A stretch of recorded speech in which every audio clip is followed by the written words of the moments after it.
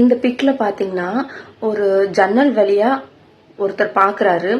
அவருக்கு அந்த ஜன்னல் மட்டும் தான் தெரியுது. அதுக்கு பின்னாடி இருக்க அழகான வியூ அவர் கண்ணுக்கு தெரியல. அதனால அந்த ஜன்னல் மட்டும் அவர் வரைகிறாரு. இன்னொருத்தர் பாத்தீங்கன்னா அவர் அந்த ஜன்னலை இக்னோர் பண்ணிட்டு அதுக்கு வெளியே பார்க்கும் போது ஒரு அழகான வியூ அவர் கண்ணுக்கு தெரியுது. சோ அவர் அந்த வியூவை வரைகிறாரு.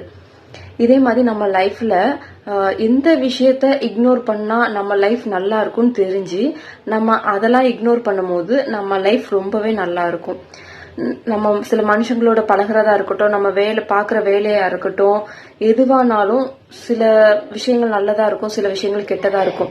சோ அந்த நல்லா இல்லாத விஷயங்களை இக்னோர் பண்ணிட்டு நல்ல விஷயங்களை ஃபோக்கஸ் பண்ணும்போது நம்ம லைஃப் ரொம்ப பாசிட்டிவாவும் ஹாப்பியாவும் இருக்கு.